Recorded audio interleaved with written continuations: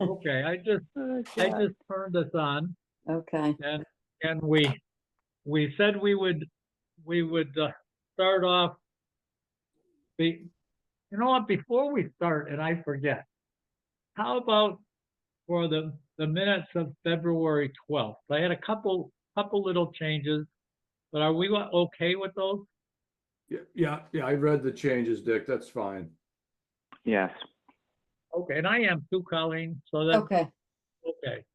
I did not do my part of redoing the period of validity of the site evaluations and permits. So I still have to do that. But with as I look, I've got, you want to just go through them 1, 2, 3, the way that Colleen got them numbered?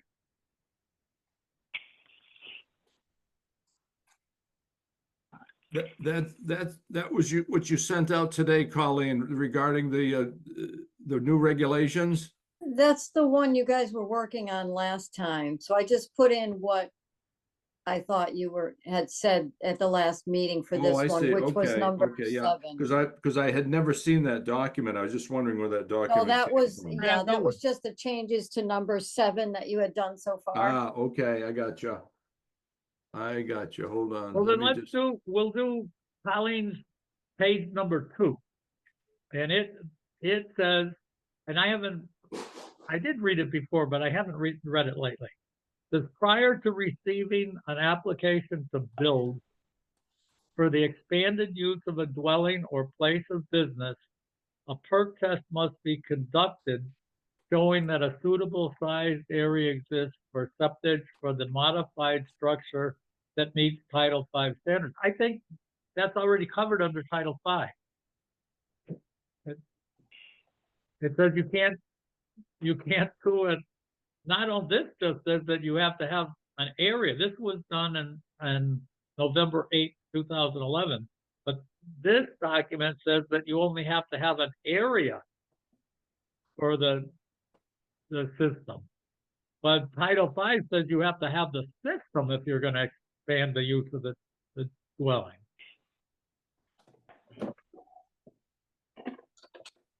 I don't think this one needs to be. I think it's already covered. What do you guys think? Let me find, I'm scrolling through my emails for that particular document. Hold on one second. Yeah, I'm doing the same thing on my side. Okay, here it is. Regulations regarding septic systems, 2025 DOCX. Okay, let's take a look. Okay, yeah, there's no date on this document, so I don't know anything about this. Okay, so this is regulations regarding septic systems in the town of Granby, which may supersede the state minimum standards. No, that's not this one. This one is where Colleen labeled it. It's titled Building Permits Regulation. And it was Lee, Mike Pandora, and me. But it definitely, this one is covered under Title V that says you can't expand the building. You can't expand the use of the... Well, hold on, folks, hold on.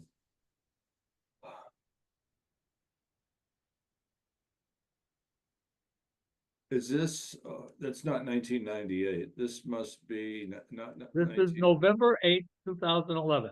It was okay, number I got it. 2 in that packet, Bill. It that I has a put in number 2 last on time. the top of it. Okay, hold on.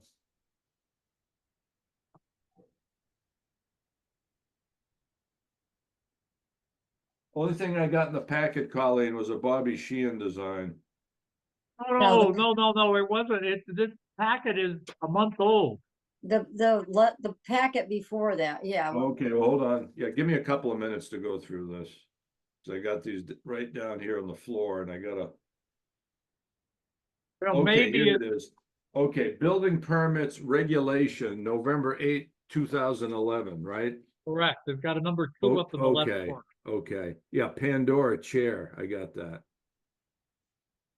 Okay, so which paragraph are we This addressing? is the second paragraph says that prior to receiving an application to build for the expanded use of a dwelling or place of business, a perk test must be conducted showing that a suitable sized area exists for septic for the modified structure and meets current Title V standards.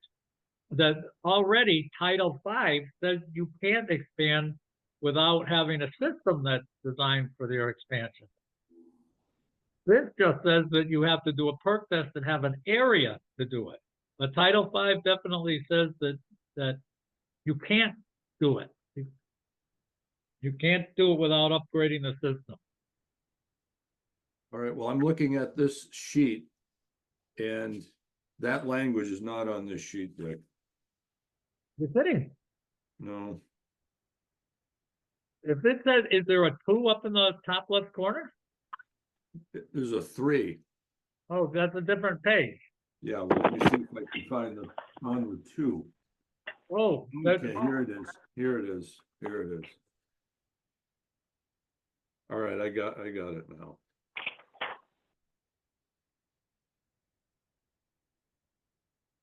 Okay, so what's the issue with the language?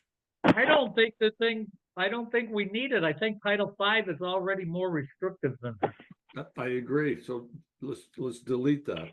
So we delete that. Yeah. What do you think, Lee? No, yeah, you're both correct. It's yeah, it's not going to do any good to have that in there. Okay. No. Yeah, So there the it is right next- there. The next one now is number 3, Bill. Number 3. Okay, got it. And that, let's say, building, and at the bottom of mine, somehow or other, I wrote ADU. So it must be the ADU rules must go in here. It should be here, but anyway. Building permit shall not be approved or authorized by any member of the Board of Health or its agent until the following items are complied with. First is a lot plot plan shall accompany the building permit or disclose. I think when I read this, I think all of this stuff is already required on Title V. But let's go through it. Or disposal works construction permit showing the property to be served, boundary dimensions, area in square feet, location of proposed house, well, septic tank, leach field, percolation test, and tested data. That's definitely required under Title V already. It says note of soil permeability, depth of seasonal high water table, depth to hard pan or other impervious water retarding layer. That's the soil evaluation, which is already required. Yep. You know, Dick, The plan- I got a question. Yeah, Why does the language say building permit shall not be approved?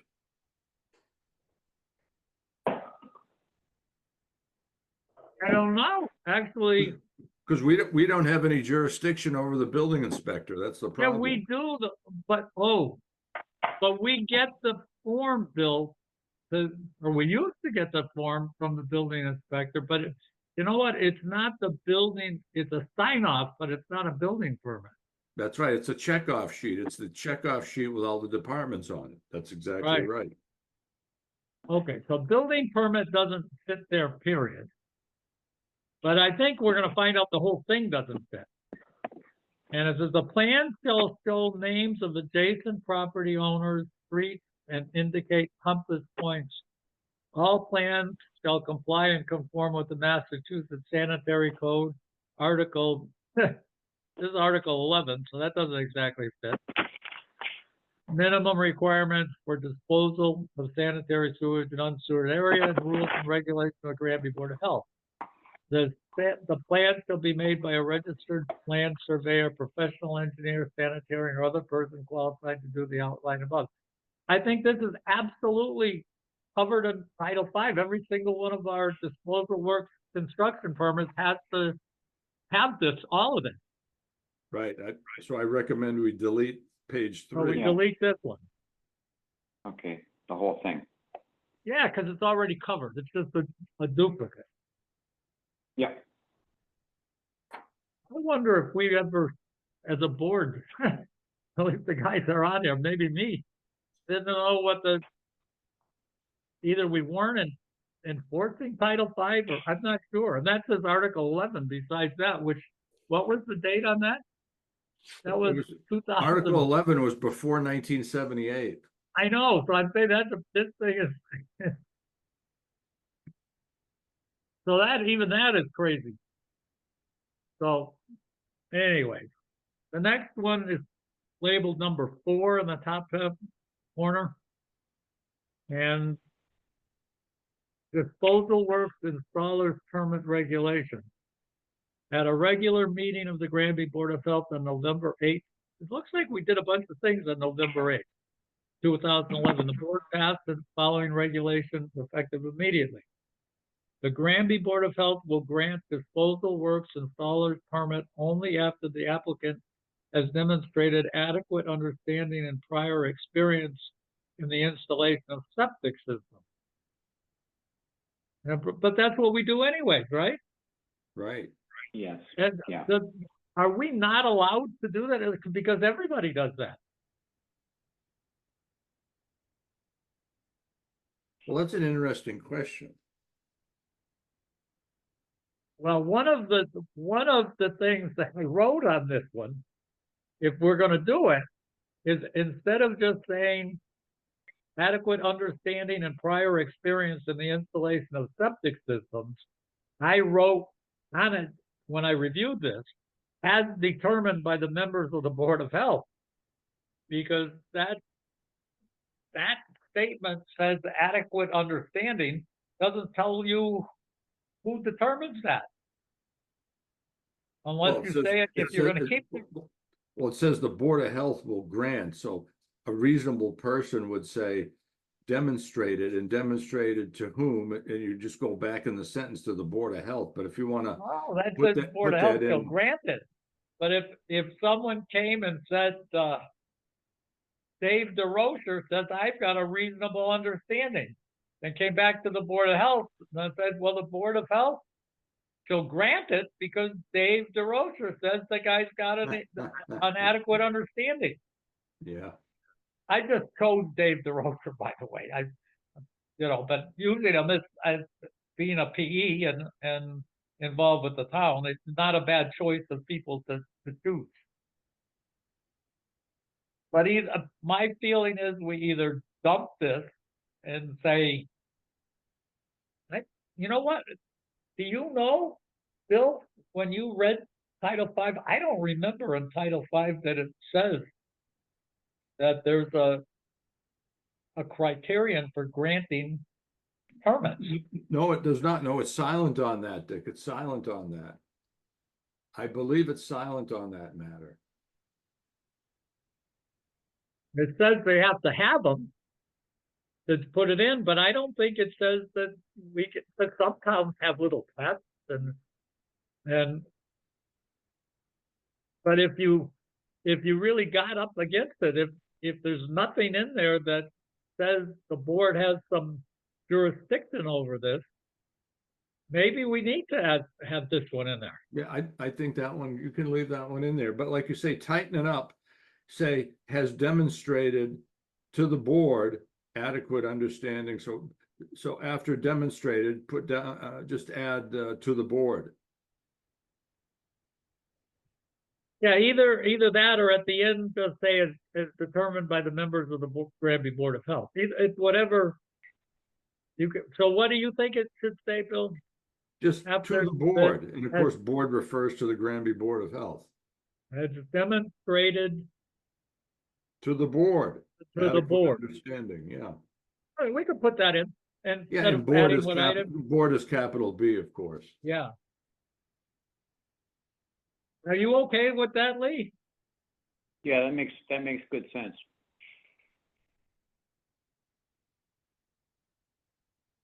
And I actually think that we have a reasonable way of doing it, and we've never had any problem. But if we ever got stuck, we now would have something to go back on. We're now 7:03. Why don't we stop it here? Okay, that sounds good. Yeah, Okay, hopefully so we can next, get out a little earlier tonight would be fabulous. yeah. So do we want to go 15 minutes early again the next meeting? Sure. Lee, how about with you? Yeah, I think it's working okay. Okay, so I'll do another 6:45. And the next meeting is, Bill, are you in trouble with the next meeting? The next meeting, Colleen, when would that be? March 11th? Let me take a look. Yeah, that's a problem for me. Do we want to do it the 12th? It's up to you guys, whatever you wish. Yeah, I can, if you want, that's fine. Okay, then I'll do it we'll do it the Okay, 12th. thank you. Because if we're doing these things, Bill, and you're not here, it doesn't help us at all. Yeah, okay, no, I appreciate accommodating me. Thank you. Okay, so that's that one. Now, if we go and septic systems, I think are reasonably easy. I'll give it, there's only a couple of them that are coming in. The first one is Bob Sheehan, 195 Bachelor Street. That's right next to the Lane Brook and right next to the little cemetery that's Oh, on Bachelor Street. It touches it. And it's a repair for a complete system. It's a 4-bedroom house. The fee is paid. The review is complete. It's a little lot. It's cleared, grassy, deep sand with an 87-inch water table. It slopes slightly down to the rear. That's to the north. There's no wetlands. The public water in the lots that are in its rear, the ones on Lane Brook, they've got a public water supply. The issues on that one, this one, a very small lot. The water table, the system exceeds the nitrogen loading guidelines for this lot in the areas in general. And also there was only one deep hole. I thought that this was a shallow well, and it's not. I talked to Bob. It's a bedrock well. So the design is for that is not it's not existing. It's a new, or I've got it written down, existing 1,500 gallons, a new 1,500 gallon 2-compartment tank with outlet filter. He's got 3 3-foot by 36 feet by 15-inch effective sidewall trenches. Each one of the trenches has 9 quick bore infiltrator chambers. It's vented. It's also got a 1,000-gallon pump chamber with a single pump with the controls and alarms that are code. The building piping, the outlet piping must be raised. He's got, and he's calling it out, he's got 577 gallons a day are provided versus 550 required.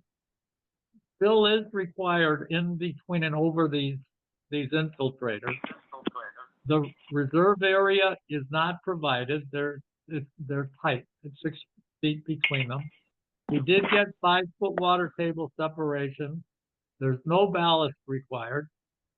The existing septic tank is going to be pumped, crushed, and filled. The existing leach tank is it's metal, is going to be pumped, removed, and backfilled.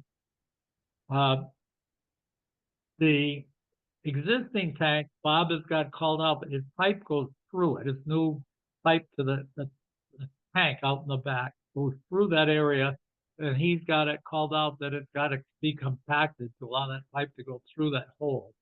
There is a variance required for the fact that he's just done a single hole, a deep hole. They didn't do more than one because of frost. And it turns out in that area, with all the same soil for, I don't know, 10 acres, 20 acres. It's all, maybe 50 acres. the water test was done on this one, showing that it was clean in terms of biological contamination, and it was not affected by nitrogen. The septic tank and the SAS separations, the other wells and wetlands are all over 100 feet. The discuss on this one is that a trench permit is required. A plumbing permit is required for the new pipe leaving the house. There is fill required. An electrical permit is required for the pump. We need to approve the variance of the single deep hole. And he's got an error in his data on the water table elevation. He's got a wrong number. He's got the right design with a wrong number on the little chart. He's gonna fix that on the deep hole note. And when I tried to understand it, he called out for vents on the ends of the chambers, the leaching chambers, but I couldn't understand how the vents were gonna work. And he's gonna change, in fact, Colleen may already have it, the change on the design to show how the vents are done. So, discussion, guys? Yeah, is Bob there? The latest I Bob? am here. 2020. Oh, Yes. hey, Bob, hi, Bill Shaheen here. Hi, Hi. Bob. Hey, are Yeah. you running a spine down the infiltrators, or are you just dumping it in at the front unit? Dumping in at the front unit. Okay, and you put a splash plate right at a stone or Yes. something okay, that's good. That's the standard practice now, Dick. Years ago, we used to run a spine, Yeah, but infiltrator, years ago, they said you don't need to do that. You could just drop it in on the first unit, and then it just finds its way Spreads out it out. to the end. okay. Thank you, Right. Bob. So welcome. anything else there that Lee and Bill? Obviously I'm okay with this because I reviewed it and said the review is complete. Yeah, I'm good. Lee, you were out there. Looks like we lost Lee. So, Bill, we have to vote specifically to approve the variance for the single deep hole. Are you okay with that? Yes. I am too, Colleen. So this is all approved. Yep, this is all good. Okay. And now Lee is piped in. The next one we've got Okay, is, thank, we did, thank you, folks. okay, good Thanks, night, Bob. Bob. Thank All you. right, Bob. Good night. Thank you. The next one is Frank Souza's house on Alder Street. We touched on it the last meeting. The review is complete. This is the house is basically on a mound of rock. And they put a new well in some time ago that's probably in a spot that a septic system would have gone. And so that we've got mainly cleared 1.8 acre lot, deep sand and bedrock right in the spot where the SAS is going to go, which is, if you go from the street, it is right inside the street on the right of the driveway at the bottom of the hill along the street. No water table, no wetlands near this. The wetlands are in the back and Yeah. but not near there. So Dick, it's between the driveway and the Trout Lily Drive, correct? No. Trout Lily is well to the east and on the opposite side of the road. This would be, if you're coming in from Amherst Street, you've got a few houses on the right. There's kind of a level area, then it dips down where the power lines go across. And this would be the next house on the right, Bill, on just past the power lines. In fact, if you, from that spot, you can look in the backyard of Lou Capone's. Well, is it near Bill Belcastro's house? I'm not sure where that is, I think he's 128 Aldridge. but the right, and in fact, Bill, if you're driving just, Frank's daughter had a house in the back of Frank's house, and the driveway abuts a little vernal pool. Oh, Actually, okay. a Yeah, big all vernal right. pool. Yeah, I know exactly where that is. Okay. So it's just before, if you're coming in from Hammer Street, it's just before that vernal pool. Okay. So we've got a very, very limited area for the SAS, shallow to ledge. It's sloped. These are the issues. I'm looking at the way my thing printed out. The issues were on my page before this. A sloped area where the SAS and a kind of a curve to it, where the original design, the south end of the SAS was too deep and the north end was too near the ledge. What Neil did is he's got a new 1,500 gallon 2-compartment septic tank with outlet filter, and he's got two 3 feet by 50 feet by 24-foot effective sidewall trenches, slightly terraced to fit in that little spot. They're not vented. 518 gallons a day are provided versus 440 required. They're tight, so there's no reserve area. Still is required. He was able to get the 5-foot water table separation. Ballast isn't required. And the existing tank and leach pit were up near the house are to be pumped, crushed, and filled. The septic tank and the SAS separation, the wells and wetlands are more than Bruce, I'm in 100 a feet. meeting. I'll call you back, okay? And a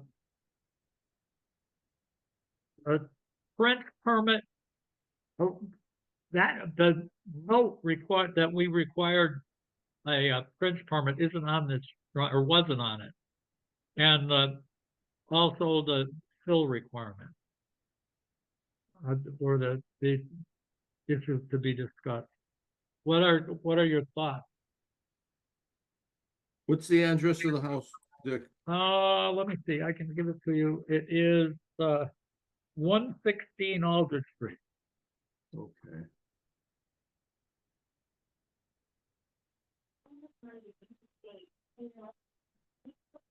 Oh, okay. I see it. Lee, you were out there. What is your thought on this one? There is quite a bit of ledge on the property. There's not a ton of working room. The new well was put in on the other side of the property. I believe, given the site conditions, this is probably as good as we're going to be allowed to get. Yeah, Dick, is there an encroachment from the power line? There must be a right-of-way encroachment there, right? But his house is to the east of that. Well, I see that. I'm looking at the picture right now. I'm looking at the aerial photo. I wouldn't be surprised, when you look at it, I wouldn't be surprised if the well is actually in that.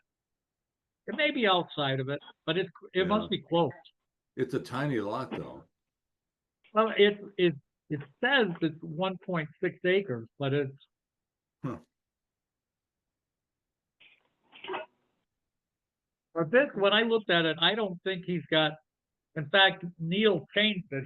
He was trying to put a bed in there, and that's where my note said the bed was trying to squeeze it in and put a level bed in there. But one corner of it had about 5 feet of cover on it, and the other corner of it was, as he tried to, because of the slopes and the curves, and the other one was about 3 feet to the ledge. And I said, gee, Neil, it looks to me like putting 2 terraced trenches that kind of snaked around and fit with the Yeah. contours would be a way better thing. And when Neil went back and did it, it absolutely was. It fit. It made it so. There's a bunch of pine trees on the property too, spruce or pines. Yeah, Okay. yeah, Well, fit whatever you can on that property. That's all I can say. yeah. The other is, I don't see Neil here yet, because I wanted to talk to Neil about a Title V that's coming as our correspondence in doing a Title V, and that was on, let me see where it is. We can, well, if Neil's not here yet, it doesn't much matter, but I had a real issue with Neil submitting a Title V. This is at 6 Wood Avenue, and he submitted a Title V that passes, and it looks like it could be a 50 or 60 or 70-year-old system. He just puts down that without pumping the tank out, he's got a 1,000-gallon tank, and he says it's in great shape, and without looking at it. All right. And then he says it's a water table that's deeper than 48 inches without digging a hole. Yeah. And the way he said it, he didn't say what the water table was. He said what it wasn't. He Yeah. says there's no water at 48 inches. That doesn't mean that there's no modeling. It just says no water, and someone else determined it. So I'd like to really see, and now we've got an owner that says, hey, I've got a great system. I don't want to fix it. And the Board of Health is going to be saying, look at, you don't know where the distance of the water table is. You're not the 3 feet that you're required, and you got a 1,000-gallon tank that's, my guess is a 75 or 50-year-old 1,000-gallon tank is probably no good anyways, but he's giving, apparently from Colleen's notes to us, he's challenging her, but it starts with Neil giving a Title V that you might as well do the Title V from the back of the truck. I mentioned to Neil and the homeowner on site that the 1,000-gallon tank could be replaced to a 1,500. Yeah. The homeowner took some exception to that since he bought the house about 5 years ago and thought that it was good then, it's good now. I just told him that the regulations had changed, been upgraded, and that it would have to be dealt with. See, Neil is here. Are you with us, Neil? I am, yeah. Yeah, what happened is we did approve Frank Souza's design. Okay, But- good, thank you. But we're discussing a little out of sequence that I'm really upset with a Title V at 9 Wood Avenue that you gave out as a pass. And the homeowner is now upset. We've got a 1,000-gallon tank that the board doesn't allow the thousands to go, but your report says it's a fine tank in great shape without even pumping it out. So it might not even have a bottom to it, 70 years old or whatever it is, and we say, dig a hole in the top and say, that's a beauty. So we got that, and we've got a water table that says it doesn't say where it is, it says it's not 48 inches. Well, it's not 300 inches, and it's not 20 inches, and it says Right, but Title V. Right. I didn't look at it. Someone else says it's not at 48. So I'm going to tell you it passes without looking in the grout and without looking in the tank. And now the homeowner's mad at us. whoa. He was mad. He was mad before because he bought a house 5 years ago with a 1,000-gallon tank, and he thinks it should have been enforced 5 years ago. Yeah. But we all know that this board, two things about water tables. One is that this board requires 3 feet from the bottom of the SAS to the water table, and that the water table has to be determined by a soil evaluation. But you accepted a Title V in 2019 that said 4 feet, and Yeah, that's but Neil, you're the one that signed this thing saying it's here. Where on your drawing? Just tell us, this board, Mhm. where on this form does it say where the water table is? well, I took it from the Title V on record. No, you didn't. it says it's not at 48. That's what your form says. The water table's not at 48. It doesn't say what it is. It says what it's not. So it's not at 20. It may be 24. Okay, all right. Well, I know you're gonna make us dig a hole.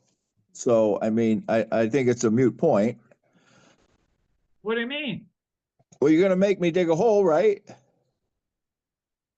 Well, I think what's going to happen is the Board of Health is just going to say the code, at least the code as I read it, says that the soil evaluator shall determine the water table. And this form does not have what the water table is. And the code clearly says the water table shall be determined. And if Right, you I took it want, from. Right, well, I now think we that's may a, have done the wrong thing before, but this is this Title V.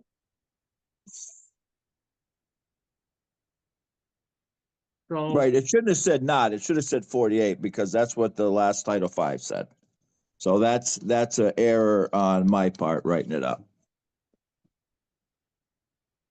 So, but we do have the, Lee and Bill, our regulation that we're going by is, if we look back, says that the water table will be determined by a soil evaluator, and will have 3 feet at least from the bottom of the SAS to the water table, and we won't have smaller than 1,500 gallon tanks. Is that correct? That's correct. Are those officially regulations now? Those are official regulations. Okay, Dick, I don't think we voted that 3-foot water table in officially. We certainly did. Colleen found it and we voted it. You know, from a technical perspective, I disagree with that, but that's just my own feeling. Then we shouldn't have voted it. And then we should beg. And what Neil is saying, what we ought to do is, I guess, maybe go back to, I don't know what you want to do. Don't have any regulations. I think we ought to reconsider the 3-foot. I think the 3-foot's a little over the top, frankly. That's my opinion, for what it's worth. Do you think when I go on perk test on new design or whatever, do you think I ought to tell Neil? Bill says we're gonna go with Title V. New construction is different than an existing facility that's been running satisfactorily for years and years and years. And has a developed Are we biome. I got this feeling, Bill, that we're setting this up for the next discussion that's gonna come up when we get to Ken Lane and said, gee, this thing's been working for 75 years. Let's let her rip. Let's not worry about it. Doesn't matter that the water smells of sewage in the ground, Well, but we're gonna let them rip because it's been running for 75 years. There's something go into the brook. but again, Dick, I think the 3-foot, the 36-inch criterion is arbitrary in my opinion. You know, why don't you make it 48? Why don't you make it 60? Because we had that discussion. And we had this the three of us had that discussion and we came to a conclusion. And the reason we did it is so people like Neil would know how the board was going to behave.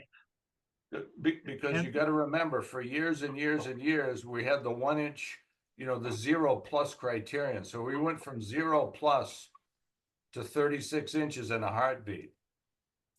And say that was okay. And when we read Title V, it says that the Board of Health can in fact look at soil conditions and determine what could be to protect the environment. And if you look at the Title V inspection, it says you can take some pretty untrained people and say that if this fails, these are so bad failures that even an untrained person can say it's horrible. But I guess I really don't agree with it. we're at a spot right No, now that, again, it's good to have a difference in opinion. It's unhealthy to agree with everything that everybody says. It's good to have a difference of opinion from time to time. well, it is. In fact, we work it out, but right now, today, well, I guess it's not, this discussion doesn't have to be had right now because we don't know where it is. That it could, in fact, in that location, that water table could be 10 feet deep. Right. And if you said that you found out it was, you know, there's a frog pond at the end of that road that's pretty far down. And this is really poor soil. You know, Neil, if you said you went out there and you couldn't find any water table, that wouldn't surprise me. No, but I figured we were gonna have to replace the tank, and you specifically said that we could pass these Title Fives and the board would take it upon themselves to reject it. And you said that the board would take the blame for these regulations, not the inspector. That the inspector was required to follow Title V regulations. And that's what I did. agree with that. Oh, you did? Yes. How do you know there's a bottom on that tank? How do you know that that's Well, I don't, 75-year-old tank? but why would I pump it if I know you're gonna make him replace it? I'm Well, not gonna that's waste right. the money. I I agree mean, that, Dick, if you said to me, okay, Neil, you gotta go pump that and finish the inspection on that tank, and if it's good, then they can keep it. But I know that's not what's gonna happen. I know that's not what's gonna happen. right. I agree with you. I thought about it and I said, you know what? If I were Neil, I would have said, you know, homeowner, this is gonna cost you $400 to pump this thing out. And the Board of Health is gonna tell you to replace it, whether the tank's bad or not. And that's what I told them. Yeah, but what you wrote is that the tank was in fine shape. You didn't write that I didn't evaluate it because the board was gonna make us replace it. But I know that's what's gonna happen. Yeah, but that's not what you wrote. Right. So what Well, happens Title is you got V, Title V doesn't require us to pump those tanks during inspection. it requires you to do what you need to do to determine whether that tank has got any failure or if it's structurally not in good shape. In a 50 or 75-year-old tank, digging a 3-foot diameter hole and look at the top of it doesn't tell you that. No, you're right. Doesn't- But again, I knew you were gonna make him replace it anyway, so am I gonna break through a foot of frost to do that? No, I'm not. No, I don't think so. But what you do is write down on the form that that's what happened. Instead of now the homeowner's got a thing that says, gee, Neil Jackson said this is a great tank. And we don't know that. And it's just like saying that the water table is at 48 inches because someone else did it. And you don't have any idea whether the person that did it has the qualifications to determine whether, in fact, it doesn't. Well, yes, say, it just I has a- do know. I do know because he's a soil evaluator. And I I don't do know. know that the Board of Health in Granby accepted that Title V 5 years ago. Those two things I do know. Okay. Well, we've got a thing right now where Bill is saying he doesn't want to go along with the 3-foot anymore. So, No, I think we should revisit it. I'd like to revisit it on a purely technical basis rather than the way we promulgated that regulation a while back. I think we kind of did it off the cuff. And I think we can do that. but but let's not Bill- let's not waste time on this tonight. It's 7:32 already. Yeah, but recognize the board does at this instant have that regulation that the Right, right. board At unanimously this point in agreed on. time, it's in effect. That's right. That's right. So, Colleen, can we put that on the next agenda? The water table separation on Title V inspections so that we do discuss it? And Colleen, absolute- I had sent out some technical information on water table separation, some scientific information and engineering data Yeah. some time ago. Make sure all the board members get that if you would, please. Okay. Thank you. Okay. And I'd like a copy of that too, Colleen, if I could. For sure. Well, now we didn't get to that Title V, but the question, as long as Neil is here,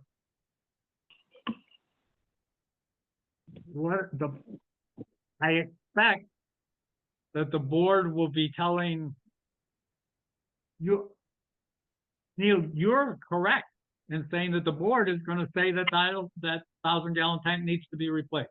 Right. I think I absolutely agree as a representative of your client, it's in his best interest for you to say, hey, I'm not going to be digging all over the place to evaluate that tank. And I'm not going to suggest that you pay $400 to pump out something this board is going to tell you to replace. That's in your client's best interest. Right. So I guess, Bill and Lee, are we saying that in terms of the SAS, we need to know where the water table is? Yes. Yep. And have some, Neil, and have some sense. You probably can tell I don't know what the system looks like it's installed. So what we're really looking for is water table separation. So you can probably, you put on the drawing, I think that the top of the tank has 18 inches of cover. Yes. I'm guessing that, I don't know what the topography looks like. But you probably can guesstimate as to where the bottom of the SAS is. Right. Well, I figured if we are going to replace the tank, we could dig a deep hole at the same time and determine it. And that saves the homeowner some more money. Right. That's why I did it that way. Yeah. So here's my question. Listening to this, and I get both sides. Are we going to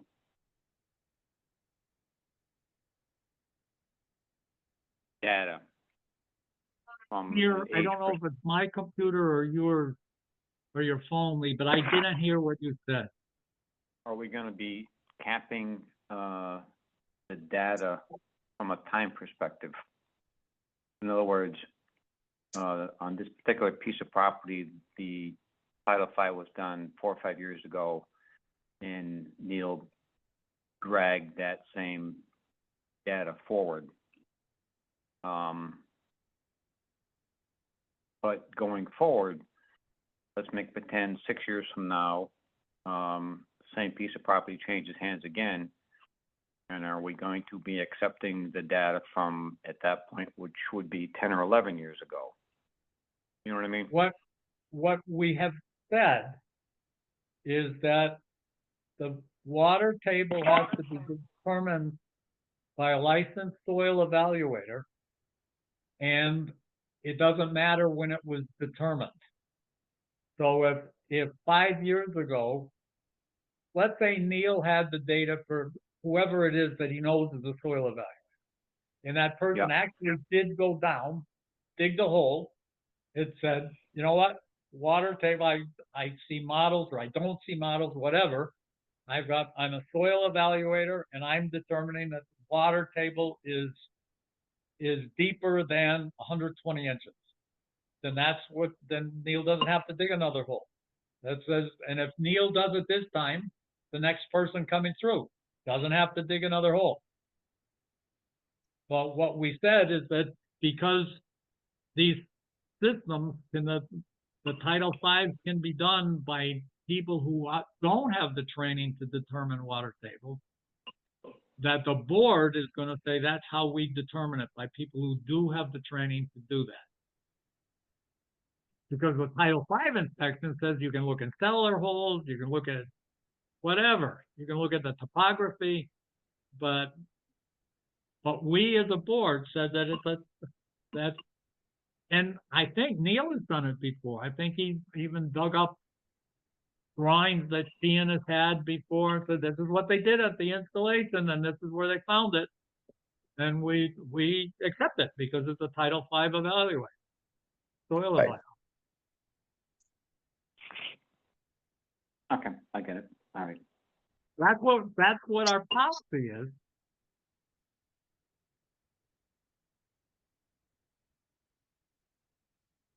Okay.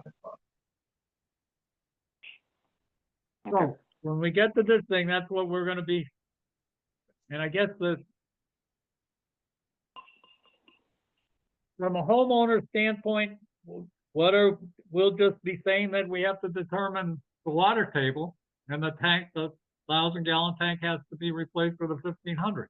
Is that what we're saying, Lee and Bill? That's my impression, yes. Did we lose you, Bill? How old's the SAS on this, Neil? Oh, it's old for sure. I don't think there was any record. I don't remember exactly, but it's old. It has a built-in baffle, so that obviously the tank's been there for a while. They haven't done those in quite a while. Mm-hmm. 50 years anyway. Probably more like 60. Okay, so at the very least, you're gonna change out the tank, Yep. and now, does it have a D box or no D box? This is a D-box. Yeah. So, and again, we were going to do a deep hole when he put in the tank because he's right there digging. So Has the D box been replaced? it was replaced in 2019.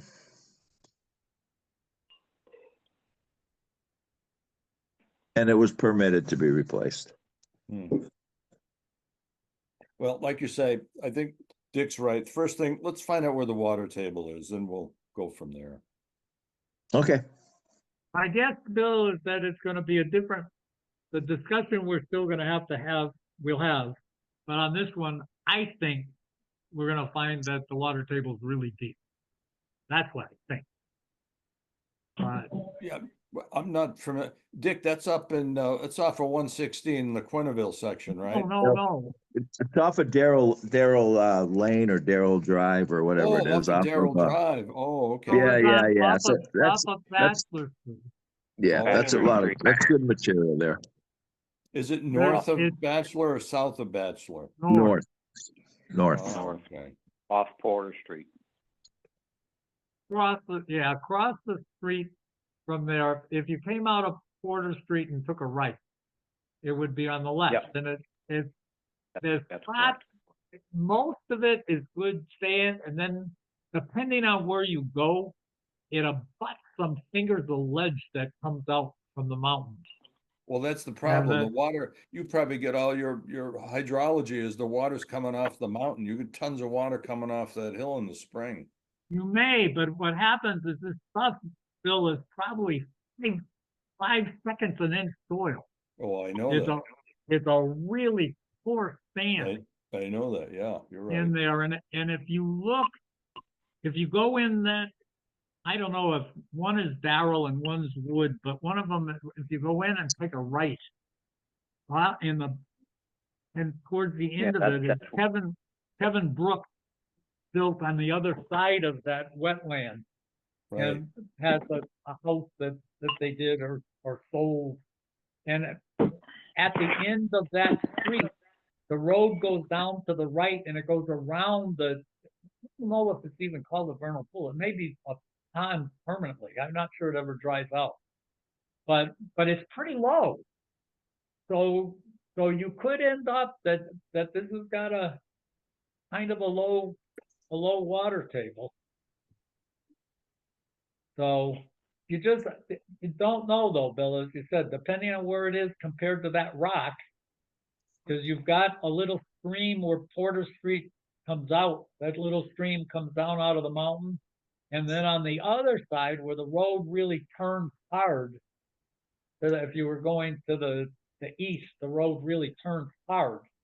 And there you go over a fire pond in a stream. That's right, yeah, because Kevin Brooks's barn is there, and then he built a house for his daughter there. That's right. That's right, that's right. Well, if you go in next to his barn on the left, there's a field way in there, and that Right. field goes in and abuts this property. Okay, And okay, I And know that's where where that, that pond is in there. yeah, they filed for a wetland permit. I've been on that property. Okay, Yeah, okay. All right, Neil, you okay. know what you have to do. I do. Okay, thank you. And Okay, Greg's already thanks, looked at okay. it, so Yep. we're Okay. working on it. All right, Okay. okay, bye. All right, thank Good you. night. Yeah, All right, bye. thank you. Thank I you. think, Bye. I think Lynn is here for her 7:15, but. Yeah, I've been here. Yeah. I've been here the whole time listening. Hi. Hi, Lynn. How are you? How are you? I'm good. How are you? Good. Good. So, So wait, Pizza Palace, right? Pizza Valley, that's our place. The discussion we had. Yeah, is that I know. well, it's actually true that we needed your help on. The first Yep. one, the three of us talked about a 3-compartment sink. And our conclusion, whether it was right or wrong, our conclusion is that if you look at a reasonably old regulation, that if you had an automated dishwashing system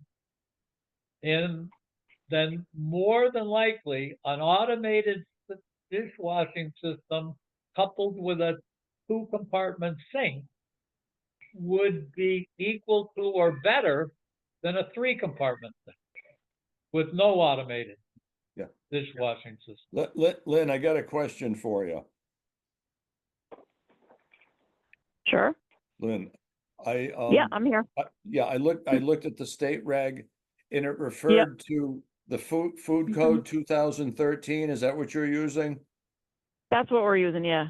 Okay, because I looked at that pretty carefully and I think it will allow you to go to the 2-compartment sink as Dick's arguing, but it talked about service sinks and it really says you can't use your service sink, or I should say you cannot use a toilet as a service sink. You cannot. Yeah, and that's what they wanted to do, Dick. Let's do the 2-compartment sink first. Let's keep the two things separate. All right. Okay. So Lynn would, on that one, would you be thinking that it's okay? It's funny with the 2-compartment sink because there is a way to go around it. And they do have that option because I have to say, their dishwasher is a high temp and it's always temped and always right because I temp it. And so if they function that way, that's fine. My only concern was a hand washing sink that's around in the front, but that's a whole other story. But technically they have a hand washing sink. So, but yes, to answer your question, yes, the only problem with that is the fact that, I don't know how many vegetables they're washing or what they're doing, but when you have a 2-compartment sink and that's it, I don't know where you're washing your vegetables. Oh. Typically you have a 3-compartment sink and then you have another sink to deal with vegetables. You know what I mean? So that I'm not sure what exactly their practices are, I guess, is what I'm saying. And as far as doing the dishes, absolutely. They can do it. You're right.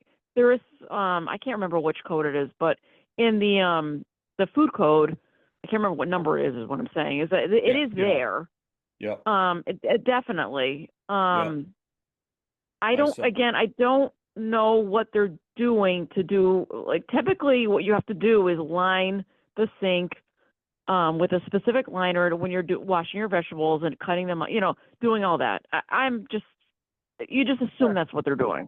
How's that? No. And then, Oh, so yes, Really, that's a really terrible assumption, though. oh, I Because- know, believe me. I know. I'm just saying that's a big assumption. So, I mean, Maybe. I don't know. Maybe, Lynn, as you're talking through, maybe what we do have to be saying, as Bill just talked about, is say, guys, you really do need to be dealing with the single compartment sink that you can do the vegetables in and the slop sink. Figure out what to do and have them come up with a plan to get those things installed. Yeah, and again, with the mop sink, they don't have a mop sink. And yeah, Bill's right. Like they, you know, they were doing the toilet or whatever they were doing. They were washing it and dumping in the toilet. And from what I understand, they told me that they were washing it outside, away from the well, because apparently there's a well somewhere over there, and all that. So that's where I was like, you know what, you can get away with a hand washing sink around the corner, and maybe the two-base sink, but I don't know about the mop sink. Like that's where it starts to get a little tricky. And I understand this business opened up back in the 70s and all that, and like things have changed, but this is the opportunity with a new owner coming in to bring it up to par, like is my opinion. So That's right. And as we said to them when they were in here, it says, what if this were 100 years old? And you say, hey, it's been like this for 100 years. We don't ever have to do anything. And you're storing your meat outside in a box because it's cold enough out there. And said, I've done it for 100 years, and there are only a few people that died, so it's pretty good. So right, yeah, I just So- don't know how you want to go about this as far as authority and all that, because that would be an official letter and all that. Because I'm telling you, there's going to be some major, as you guys know, like it's going to be a major pushback on this one, because I felt it when I was in the restaurant when I was there. So, and harsh words were said. So I don't know how you want to go about this exactly. I got this a, restaurant has not been this. If you look in our files, you're going to find out that this restaurant does not have an absolute lily white record. Lynn, is the kitchen area, is the floor concrete or is it wood? Oof, I believe it's not wood, it's concrete. Okay. But I have to double check, because I get there's so many restaurants, but I want to say, I think if it was wood, it would have stuck out with me, but I'm not 100%. Okay. And Dick, this gets back to what I had said last time, is that hopefully somebody knows where the drain lines are under the slab, and maybe they can make a very simple connection for the mop sink without ripping the entire floor out of the building. Right. That's Right, the but- concern I have. Right. But Could be somebody real messy there. could look. It seems to me that the first thing that the board should be doing is saying, we have listened to this, and we do feel that you can deal with the two compartment sink and the high temperature dishwasher, but you need the other sink for the vegetables, the hand washing, and the slop sink. And you have to come up with a plan and hire the person, the plumber, to come up and say, this is what it takes to do. But you can't, I don't think since the board doesn't have drawings and the board doesn't design systems, the board can only say, that's what you need to do, and let them come back and say, this is going to be $150,000.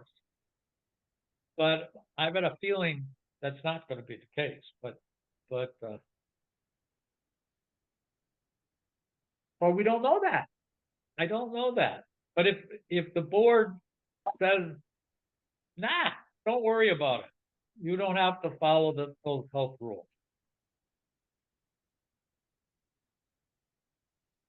What you look and say, what if it was that, people don't have to wear hairnets. They've never worn hairnets for 58 years. And you say, we got hair falling in the food. And you say, well, I've been doing it for 50 years. Do we just say that's okay because you've been doing it for 50 years? Hey, Or Dick, do we do it? there's still wooden pipes feeding the Quab into Boston, so those pipes are 200 years old too. Yeah, But again, time for an upgrade, but I think, like you say, if they can demonstrate the cost is gonna be supremely absorbent, then we'll have to make adjustments, but let's find out what the cost is gonna really be. that's how you start. And maybe they, I thought about it at different ways and said, what if these guys, instead of doing what we're, the straightforward, let it go on the ground, what if there's a sink with a sump with a pump that pumps over into the drains that are on the surface, or that whatever that, but it would be start by saying, as Lynn's saying, this is a new owner, this is a new start, and it's time. It's exactly the way we deal with septic systems when people have lived in a house for 100 years or 50 years and say, hey, I did this for 50 years, and we say, you know what, it is time. The systems have worn out, the times have changed, it's time to fix the system when you sell your house. And Len's right. I think Len's right that you say this is a good opportunity not to move bad things along for another 50 years. You say, let's fix some of the big ones. Yeah, like you said, it's a property transfer. Now's the time to deal with it. Yeah. Yeah, I mean, to me, like, this is the time to do it whenever, I get it when you've been there for 50 years or whatever, the food code changed and everything else, but like when you have a new owner, they really should know what the food code is and what is required. And when you buy the property, you should know that. And so I don't know. I'm not saying we should go in and like, hey, you need to do this, this, and this, but like at least start, having a plan. And like, I'm going to put this in and within with, whatever. I don't know, like something. And then you just kind of move forward. That's all. And it's the kind of thing that I think we have to be careful that if a buyer and a seller haven't done the right thing in whoever's eyes they are, I don't know whether it's the seller's eyes or buyer's eyes, that to say, I'm buying this thing and the thing should be up to code. And if the normal, when you sell a house, we sold my parents' house, and when we went to sell it, the buyer said, you know what, it needs to be up to code. And we said, you're right, it needs to be up to code. So that we had to deal with it. And it's a buy-sell agreement, but you don't go and say, you know what, these two people decided it's not going to be up to code and no one's going to pay for it. And the town of Granby is going to live with a building that's not up to code. That's not their choice. Can I ask a question? Just for clarification. So when a business like in this one, it was sold, like, would it be possible for Granby, I don't know how you guys do things, before the new owner takes over and buys it, that he's got to do typically you would do a floor plan, and this is what I have, because technically he's going to be a new owner. So you present a floor plan to the Board of Health, and you look it over, and you either agree or you don't. And if it's not up to code, you'll be like, well, this is what you need to do. And you either buy it or you don't. Lynn, in my conversation with the new person at the helm, I don't think he's bought it. I think it's a lease. I don't know where that fits into this, but I could be wrong. Oh, okay. Okay. No, I He think said that's he was correct. take. I think he's leasing the building. He's But leasing it's a new owner, though. The business is a new owner. Yes, that's right. So who owns the business? Is it going to be this new guy or the other one? The new guy, right? Yes, I the don't, new guy has the business, but the Martinez still owns the building, from my understanding. Huh. yeah, something like that. Yeah. Well, that's interesting. Still, it Okay. doesn't matter because there's lots of places. If you look at Dollar General maybe owns the building now, but at least a little while ago, they didn't. They own the business, but not the building. They leased the building. And if you look at Dressel Service Station, you got somebody that owns the business and someone else owns the building. So it's not an unusual thing, but it's the business that needs business operation needs to be the code. And I think you're right, Lynn, that they should be, they needed a new license, and the board really should be saying, I think you're right. This is a brand new thing. Are we gonna, does it fit? Should you get a license? And Lee and Bill, I don't think we did that, did we? We didn't. I don't think so. I just think like moving forward, whenever there's a new business, honestly, like you really should put like a floor plan. The board has to agree with the floor plan, and that's when you say, you know, if you're going to take over this or you're buying this, whatever, you need a 3-bay sink, you know, you need this, you need a mop, blah blah blah. You go on, whatever they need, and then, you know, and then you go from there. Yeah. Because these are the rules. So you either do it or you don't. Like, you know what I mean? But in this case, it just, you know, now he took, you know, I know he's leasing it or whatever, but like at the end of the day, that's him. So I guess it was done in a different way. And so now he's probably going to fight back on it if I had to guess. But it's not, as you point out, Lynn, it's a financial issue between the owner of the business and the owner of the building. And they need to work that out. It's the fact that, let's say, Harry's family says, I don't want to spend a penny on this place. That the town of Granby shouldn't be saying, that's okay, you can continue that way. But we have to go to the business and say, you have to run a business that's not going to get people sick, period. And these are the rules that you go. And who pays for it isn't our concern. Is that it needs to be done to be safe. And No, that's what 100%. Yeah, I agree. Yeah, it's not with the Board of Health. Like we don't make up the rules. The rules are there. It's like you either, you know what I mean? You either, I don't know, but I've dealt with both of them, and it's especially the person who owns the building is going to be I don't know, difficult, I guess is the word. So Lynn, in other communities that you've worked in, it seems as though in other communities, they have required upgrades upon transfer of businesses. Is that right? Yes, absolutely. You can't, that's the opportunity, because if you're there for 30 years or 40 years, like we're not going to come in there and like, you know, it's just not fair, because somebody okayed it back in the day. It is what it is. Yeah. But the minute they sell it, and now we're up to, you know, you want to be up to code, and like you got to put anyone that switches, no matter what, you need to get a floor plan. We need to approve it, and then that's how it happens. And if you don't want to do it, you won't get you won't get a Board of Health permit, and you can't operate. It's that simple. Now, are all these the other communities that you work in, are they all more or less consistent?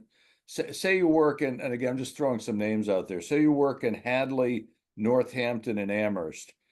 Let's just say, for the sake of argument, would all those 3 communities be reasonably consistent in this protocol? Honestly, I believe most of them are. I don't know. I only know about the community that I work in, which is Holyoke. Okay. So I work for Holyoke, and that's what we do. And I know other communities do it, and some are a little lenient, but I know Ludlow is very stringent as well. And like, not the communities that I worked in, but like, I just know, you know, you're in the community for I've been working in this field for 8 years, so I've been around, and so I do know most of them do it. What I do know is that East Hampton, Northampton, Holyoke, at least, do it that way. I think South Hadley does it as well, but I'm not 100%. Okay, well, I guess that's good information, Dick and Lee. It That- is. that Yeah. I Maybe think we so. should jump on that bandwagon and follow that strategy. I Yeah, would say that, just- that we should, and we don't have that many of them, but it seems like a really Right. logical way, but it does answer the question on this one, that my proposal for us would be that Lynn go back and say the board says that they would go along with the two-bay sink with the high temperature dishwasher, but we need to plan, we're gonna require the single sink plus the mop sink. And you have to come with the plan. We want it done and give us the plan to get it done. And say the board is saying it's gotta be done within the next few months. What are your thoughts, Bill, and see what comes back? Yeah, I mean, I have no problem doing that and see where they're at. But I really, I know there's not that many like restaurants here to, for this to be an issue. But I really do like it. Just saves all this, honestly, because you'll get and it can be hand drawn. It's nothing have to be like technical as long as you know where the mop sinks are, where the hand sinks are, a 3-bay sink. We just get like half the time like just a drawn plan, and we look over it and we either okay it or we don't, and then we go and do a pre-inspection, and then you know what I mean. So it's that way you don't have to deal with any of this. So, These arguments, you know what I mean, over who does Yeah. what or what. Yeah. I'm guessing they're not gonna wanna do everything at once. They're probably No. gonna segment the work, which is fine. So that means we Yeah. have to prioritize which is the most important, which is the second most important, which is the third most important. So if we deem the service sink to be the most important, maybe that's what they should focus on first. My suggestion is, Bill, is to let Lynn tell them, we shouldn't assume they're gonna do anything. That we should tell them this is what we want done and let them come back with some kind Yeah, of well, proposal. I'm just playing devil's advocate. Yeah. This is what they're gonna come back with. They're gonna come back with a segmented timeline, which is fine. Yeah. And if it ends up being a measurable timeline, it'll get done. And then Lynn won't have to worry about it. She'll say, okay, this one's gonna be done in 30 days, and this one's gonna be done in 9 months, and then when it will be all set. Right, that's right, that's right. yeah. Now, Lynn, from my perspective, I wouldn't go in the next day or two. They just got robbed last night. So they may need a little time to heal the wound of having somebody break into the place while they were gone and take all the money. Okay. I So appreciate that Just- tip. just, Yep. just I as a- won't do that. Yeah, because spending more money right now is not gonna go over well. No, I know. Yeah. Okay. I got it. So That's terrible. with your your opinion, like, or whatever, like, do you want me to tell them to get the mop sink going first? No, tell them we want both of those things. Yeah, Okay. give them the whole laundry list and let them come back at us. Let with them this. do it. Okay. Yeah, Yeah. let them Okay. That sounds determine good. what And they say, wanna see, do when. Okay. Because it may be, as Bill's talking, that maybe they say, you know what, we're gonna have to put a pipe in here. And once we put the pipe in, they're gonna be, whatever the work is, they say, gee, we're gonna put 2 outlets is as cheap as put 1 and let's get it done. Or they don't have to do any, whatever it is, Okay. they should be doing it, get their plumber and say, this is what we're gonna do. Okay. Yep. That's fine. Yeah. Okay. Okay. Okay. And And then FYI, I'm meeting with DEP about Subway and their Okay. issue with the water. So Okay. just giving you a heads up. I'm sure you'll get a report. Okay, Okay. thank you. Thank All right. you. Thank you. Thank you. Thank Have a you. good night. Thanks, Good Lynn. night. Bye. Bye. Bye. Good night. Bye, Lynn. Bye. Bye-bye. So the bad news, we were really, really late. The good news, we're already done with Bob Sheehan, Neil Jackson, Tim McGinnis, is not coming, I don't think. I talked to Tim. He did look at our last, that's on One Jennifer Drive. He did, Yep. look at our last session, and I talked to him yesterday. He was away last week. And he's gonna go and look, the owner doesn't want the septic tank that's there under the driveway. So it's moving out anyway. What Tim said he was gonna do is he was going to continue with the design for a 5-bedroom house. He was going to go get every inch he could get by lifting everything up, even the plumbing coming out of the house if he can.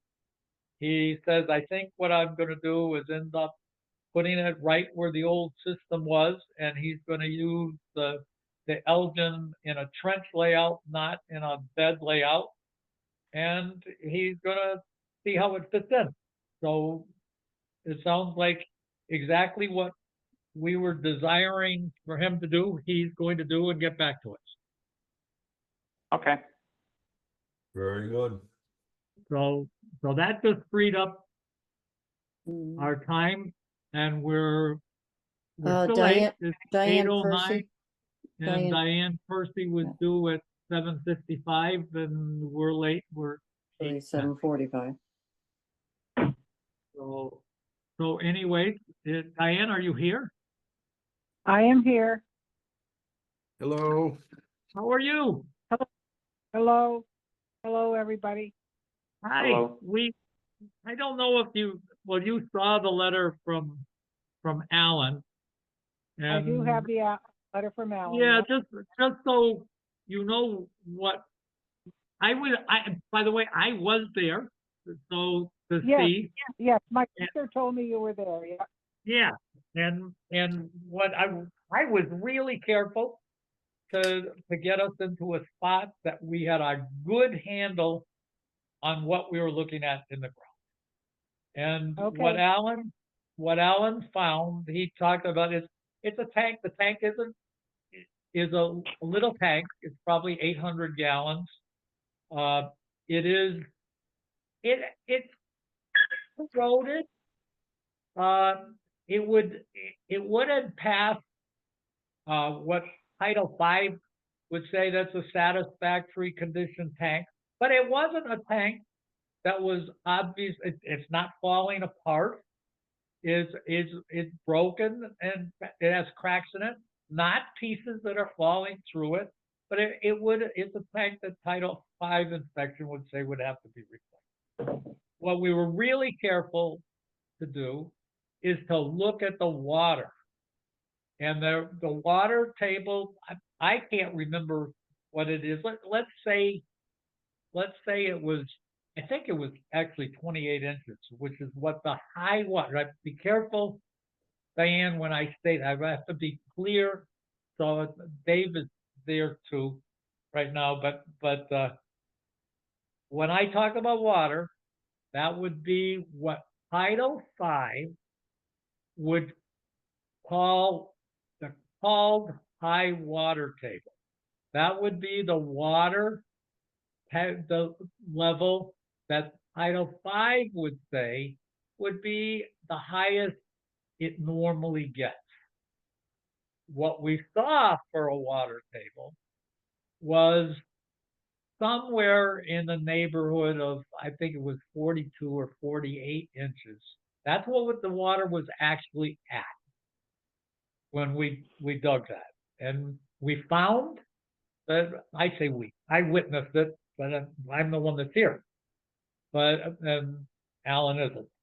But what we found coming out of the tank was a single pipe that splits in two. It has like a Y in it, so it, or a T, I think it's a Y.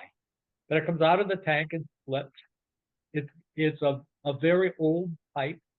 It looked to me like it was, they call Orangeburg. It's like an asphalt and fiber pipe.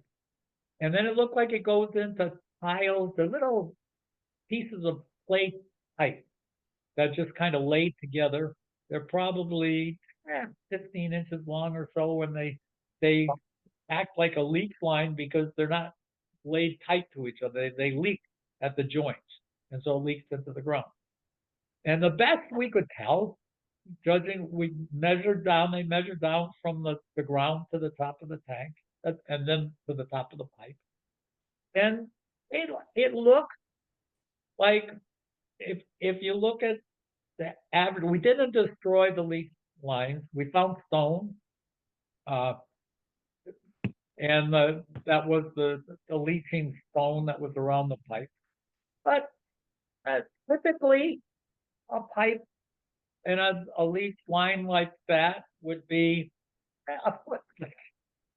So if you measure down, we found that the bottom of the stone of the pipe would actually be below the where we call the high water table. But when we looked in the hole in the ground, the bottom of that stone was definitely above where the water is right now, which says So that. could you repeat that? Could you Yeah. repeat? Yes, I trying to wanted to. Yeah, That's why I tried So- to say it slow, Diane. So I'm yeah, going to say, if you look at two levels of water, one Okay. of the levels is one that you call based on rust in the soil, and that comes at a spot where the oxygen from the air that's Yep. above the ground goes down into the ground, and it hits the water from the ground that's coming up. And in the spot Okay. that they hit, the iron in the soil turns into rust. And Okay, and you got can it. look and you can see that. You can see that rust. And that's a Mhm. spot that the state says is what you call called high water, or That's the that's the adjusted. design value. That's what you use for Right. design. That's right. That you say water comes up to that level probably reasonably routinely at the highest water when it's the highest in the year. It's Not, a- Okay. not all actually, years. 8 years out of 10 statistically. That's the way they Okay. worded that. Okay.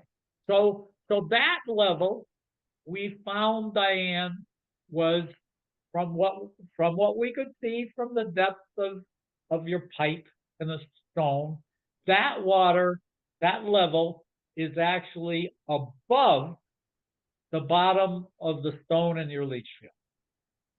So from that standpoint, if you just did a Title V inspection, that would say that your tank was not in a condition to pass the Title V, and the water table, even under the Title V requirements, which are different than ours, but the Title V requirements would say the water table is too high for that leach field. So both of those conditions would say, had you done a Title V inspection, it would have failed a Title V inspection. However, now we look and say, where was the actual water? The water that we saw was in the neighborhood of 42 inches or 48 inches, as I recall. I think it was 42. So the water that we saw on the ground a couple weeks ago, 3 weeks ago, just now, the water in the ground was at least a foot below the bottom of the stone in your leach field. So 3 weeks ago, your system was not flooded by the water in the ground. So Okay. as Alan and I talked about it there, standing, I said, we're here. We've got Josh Stugler was there too. I said, the three of us are here. Let's be talking. We're here. If we want to dig more holes, if we want to do it, what the Board of Health really needs to be doing here is finding out the two things. One, does the thing need to be replaced according to Title V? And two, are we in such a problem here that the system is flooded and it's not working at all and it's a crisis, that we all need to sit here and look at this and determine if that in fact is true? And we did. We said we can determine that. We can determine that it is not a crisis. It's a thing that needs to be fixed, but it is not a thing that needs to be fixed because it's in a catastrophic failure mode. And when we look again, going back to that tank that says, yeah, that tank's too small, and yeah, the tank's got cracks, but it's not a tank that's pouring water into the ground. That's not what's happening there. So it was very important when I talked to Alan, I said, I need to walk out of here as you as a sanitarian and me as a reasonably experienced engineer and Board of Health member. Are we in a spot here that somebody has to say, you can't flush this toilet because we're causing horrible problems to the environment? And we all, the three of us agreed that is not the case. Okay. So to be clear, the data, the Title V analysis would say that system failed a Title V test, which we did not do. We did not do a Right. Title V inspection, but we did the things that would have been done in a Title V inspection. And it said that would Right. fail and it needs to be replaced, but it doesn't need to be replaced in the next 2 weeks because it's causing your neighborhood a disaster occurring. That's what our conclusion was when we sat or stood on your lot 3 weeks ago. Okay. All right. Do you understand what? And we dug near the leach field, so it wasn't. We were careful not to go way in the back and say, oh, we're into the spot that might be swampy, or we didn't go near your house that said, well, maybe the new pump system pumped the water way down. We said, let's get close enough. I would guess our hole was within,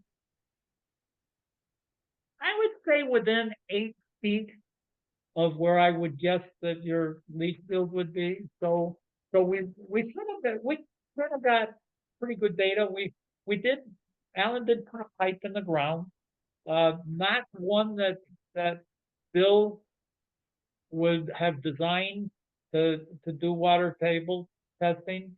Probably will tell us something, but he did do that. We found sand in there. We didn't find any clays. We didn't find any rocks. We found what we would expect. So Okay. Bill and Lee, am I portraying this the way you guys understand it too? Sure, yes, yes. Okay. But I For guess, my own, I- the board hasn't discussed it. I did ask Alan to talk to you if he had a chance. That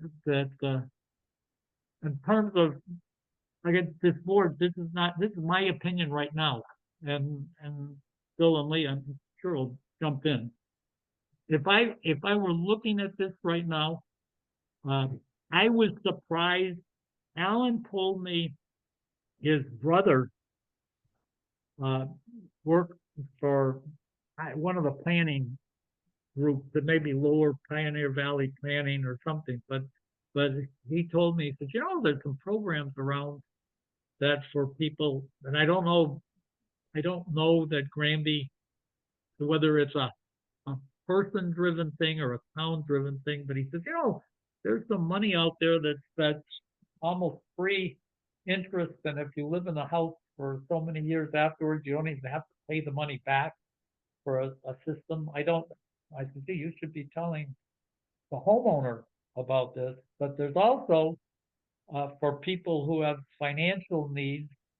I don't know what's happening with the change in management in our town, but Chris Martin used to have a thing that essentially gave money back on a sliding scale, gave money to people on a sliding scale. It's money that the state gave us to loan out and get back. And Chris used to work out a nominal interest rate and a repayment plan that fits whatever the homeowner needs. But that was available. But if it were me right now, what I would be doing is probably going to the engineer and say that both of those would end up needing a design that gets a price on, so that people can financially bet on it if they're going to be giving money. But the next logical step. Dick, just to jump in, those used to be known as community block grants, and they were administered by Pioneer Valley Planning Commission. Years ago, certain communities were eligible. It was income driven. And by income, I mean median income of inhabitants of the community. I don't know if Granby qualifies. Okay. Now, here's the point. The block grant program was federally funded. And I got a feeling possibly Mr. Musk might be doing away with that. Yeah. So Yeah. it'd be wonderful to get this to go, but I don't know if we should get our hopes up on this one. Yeah. But it So- seems like the logical way to do this, though, would be to get some kind of a design and at least in the work, so you could get a price. And then my guess is that, I guess, I don't know, but I would think that whatever you ended up spending on the design would go into whatever the funding would be to build the system. So it would be, I'm thinking, probably upfront money from you for a design that you would get back as part of the construction. But Yeah, the Dick, the Pioneer Valley program covered construction and engineering fees. okay, so that would be a correct assumption on my part. But that's what I would be doing. I think, again, as a board, I'd lay on the table that I would think that since this is brand new information from the board, Diane, I Yes. would be thinking that you would make a call to your engineer and say, hey, this is what these guys just told me. What do you think it's going to cost to design this thing? And then come back to us in one way or the other in the next couple weeks. Find something out and come back to us and say, this is what my plan is. And that you think about the plan, that I don't know how Bill and Lee feel, but my feeling right now is, since this is brand new information to you, for us to say right now to you, what are you going to do about it, isn't a fair thing. That again, as a board, and I should ask both Lee and Bill my feeling right now is that we are not at the point that we should be giving an order on anything, given the fact that the system is above the water table. And are you guys at a spot that you think we should be ordering anything be done, or is it okay to have Diane think about it and come back and tell us what she'd like to be doing? Yes, I want to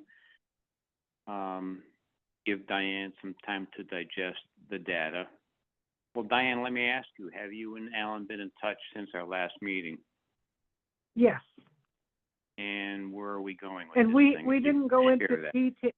We didn't go into detail on a lot of things, but a lot of things that were said tonight, we talked about on our phone call. So that's why I'm recognizing some of the things that you're saying tonight as things that either were in his letter that we talked about.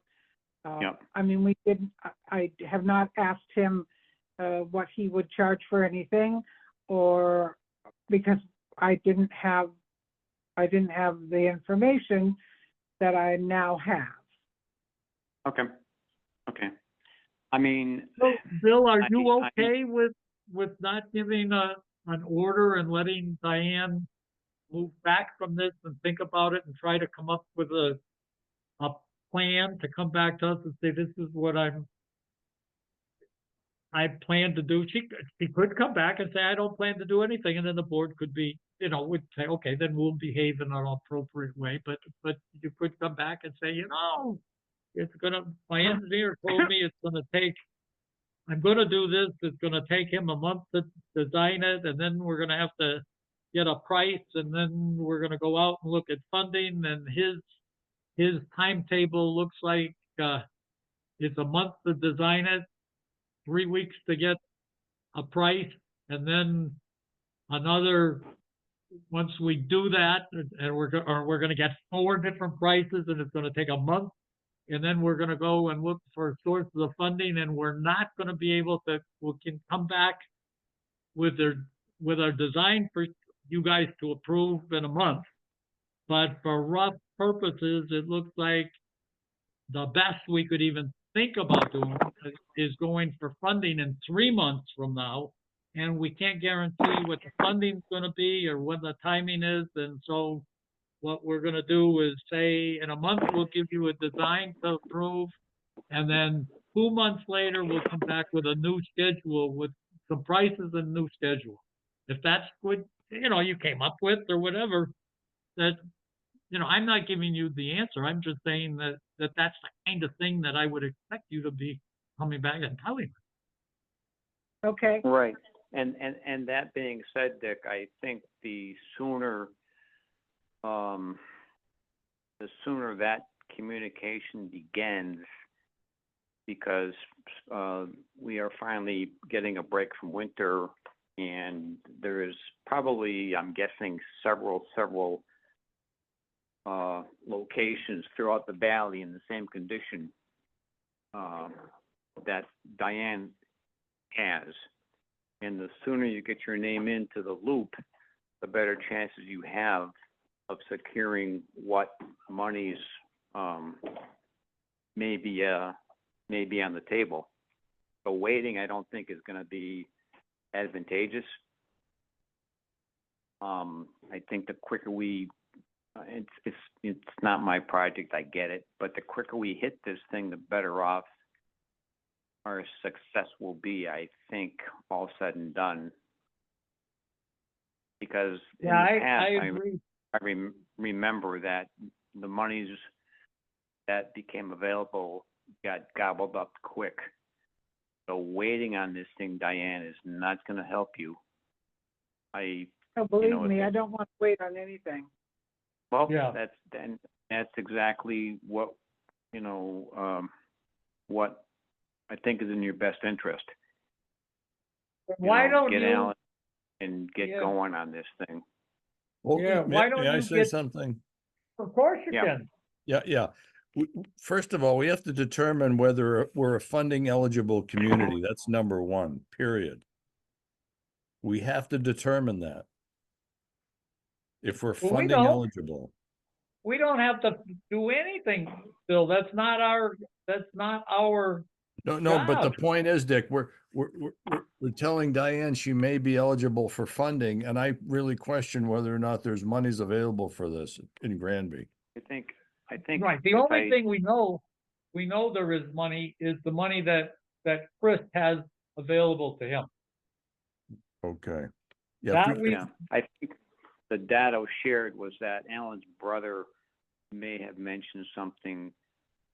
And if I got the data straight, Alan's brother shared something with Alan, who may have shared that with Diane.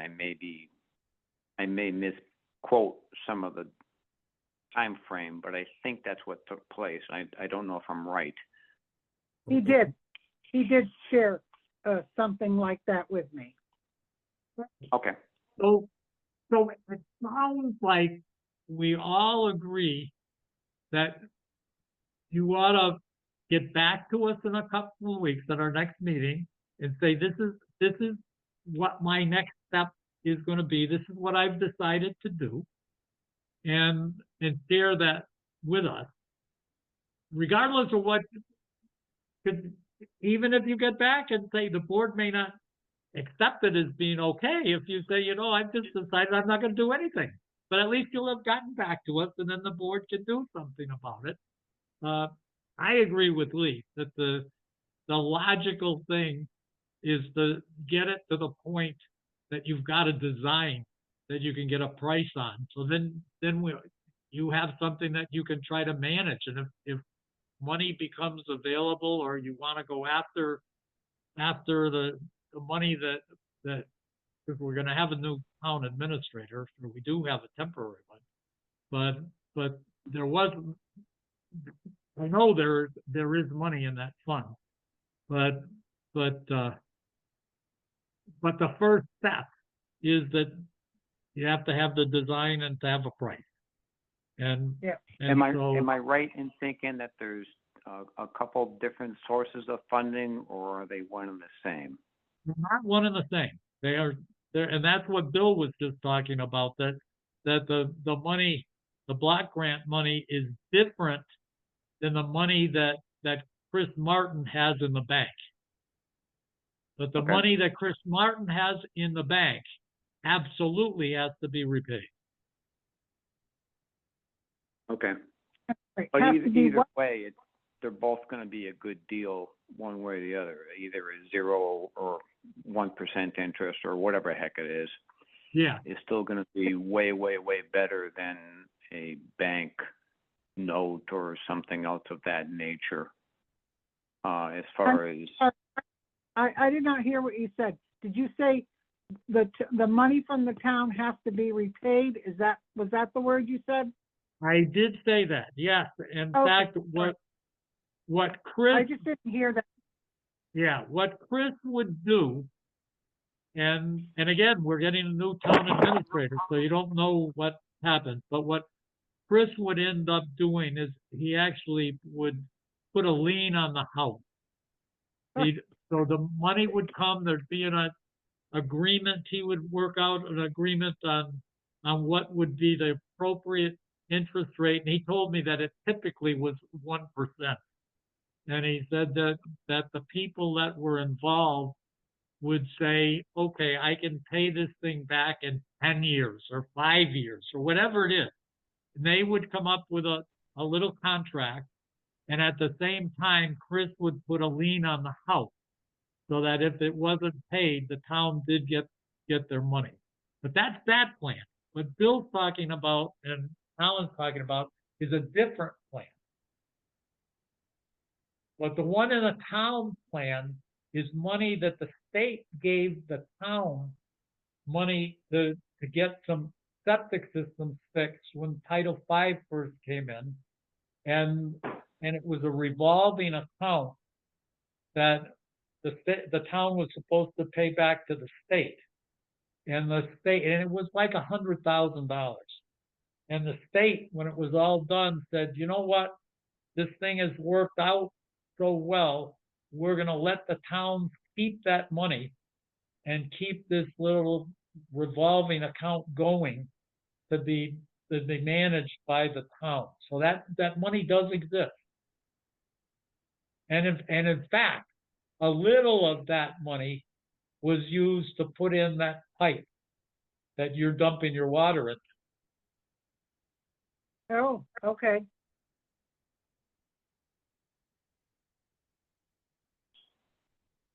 So that's where we are. Okay, all right. That's a lot to take in. I think I've made a lot of notes, but like the last time, if I could have something, just notes from the meeting or something, that would be great, just to make sure. I think I understood everything that was being said, and I'll be The other in touch thing you with can, Alan. the other thing you can do, Diane, so you hear us directly is that by tomorrow morning, I'll send the link to our TV station. Oh, the- okay, yeah. Our whole meeting will be on that. Okay, I can definitely do that. Thank you. Okay? All right, sounds good. Thank you for Oh, coming okay, Diane, in. glad we could help you. Thank All right. you. Bye now. Thank you. All right, take care now. Bye. Okay, Bye good now. night. Good night. Okay, now let's see if we can, already, I thought this was gonna be fast tonight.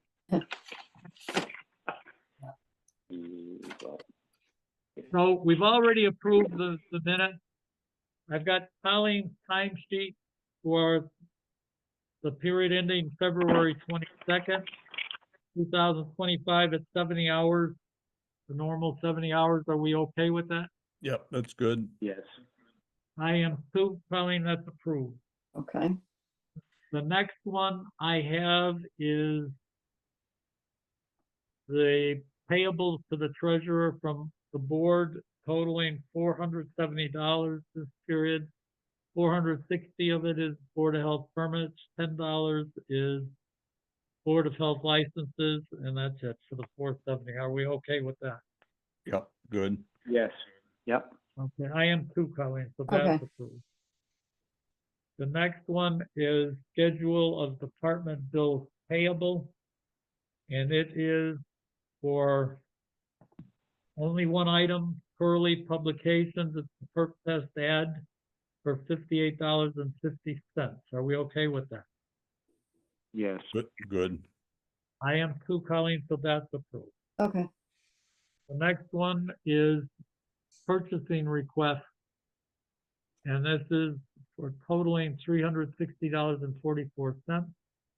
And it is due, the first group, the last one is postal service, but this first group is carton of copy paper for $54.99, Brother Fax cartridge $25.99, storage boxes 6-pack for $23.19, 1-inch 3-ring binder $9.89, and 2 3-inch 3-ring binders for $18.98, and then 4 boxes, that's Quill. Then to 4 boxes of 50 stamped envelopes for the U.S. Postal Service for $227.40. That totals $360.44. Are we okay with that? Yes. I am too, Colleen, so that's fine. okay, The next one is temporary food license. This is to certify that Amy Roman residing at 141 Federal Street, Belchertown, with a place of business of 250 State Street for a 1-day temporary food license. Now, this one, Colleen, is for the Granby Preservation Society Mother's Day Craft Fair. And this is the one that we talked about as a special license when you called Yes. me. yes, And we talked, this one is, let's see what she's got. This one would be kind of the same as a bake sale kind of thing. This is for cupcakes, mini cakes, and cookies. So they're not things that need to be inspected. What Colleen and I talked about is that probably, according to state law, this probably doesn't even need a permit. But what Colleen and I, again, talking about it, that I said we need to do it at a meeting because it's just Colleen and I talking. And I said, gee, for a thing like this that doesn't need a license, it doesn't need an inspection, but we probably ought to know about it in the event that someone puts in something that can make people sick. So if we know about it and give a permit for it, we at least get a handle on what's going on. So our conclusion, Colleen and I, not the Board of Health, just Colleen and I, said what makes sense to us is to have on these items that actually give a 1-day free permit. That doesn't require an inspection. It's just so we know what's going on. Now, Bill and Lee, what are your thoughts?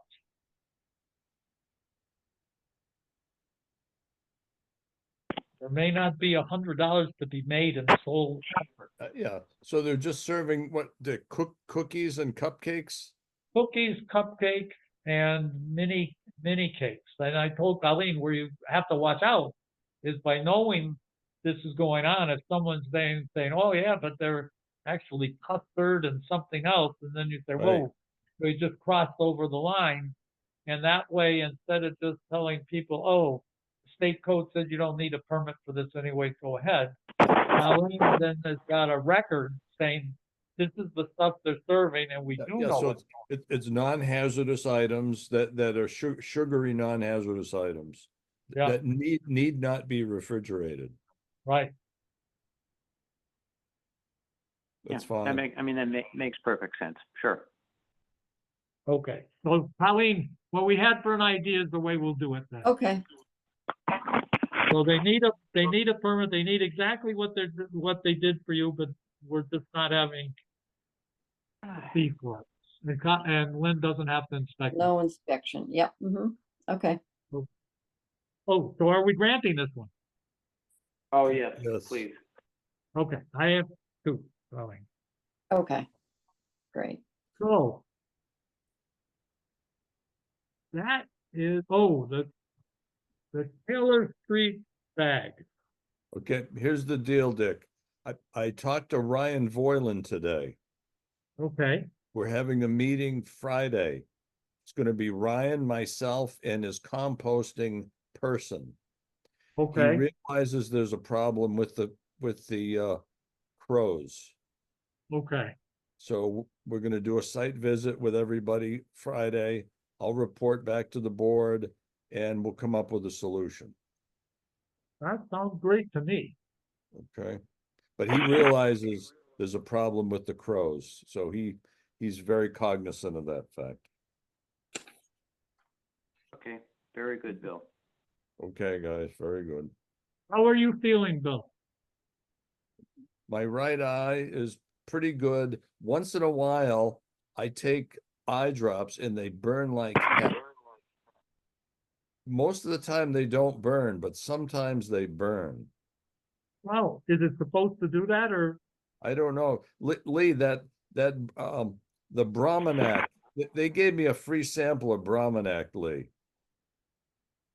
And Okay. that's a once a day. And sometime this morning it burned like heck. I thought my eye was gonna fall out. My eye was tearing like crazy for about 25 minutes. I'm Call the guessing doctor. there's a big change in pH. But, well, here's the question, Bill. After the burning, does your eye get really, really red and or itchy? No, I just tough it out. I don't even look at it. I can see out of it fine. I let it burn and burn and burn, and then everything's good afterwards. But the prednisone drop and the antibiotic causes no problems. The one that will burn from time to time is that Bromanac. Call the doctor.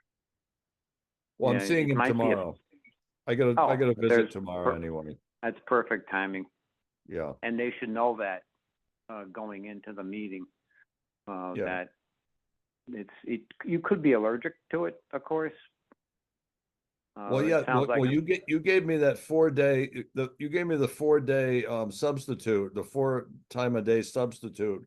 I think that's a little gentler, so I'll have a little discussion with them about that tomorrow. yeah, it might be the pH may be way up on that. Yeah, anyway, but to answer your question, Dick, I'm cautiously optimistic going forward here.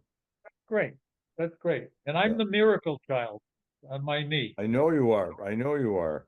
Well, how many degrees are you moving your leg now? Monday, so yesterday it was 138 degrees. Wow. And they would have been happy. They told me on Monday, I said, do you have milestones that you're shooting for? And they said, yes. They said, you've passed them all. That our normal regime is 6 weeks. They said, you've been here 2 weeks. And what we would be looking for is the ability for you to walk without assistance, which you obviously do. Your bending would be 120 degrees, which you're 138. And one of the exercises to be able to keep your legs straight.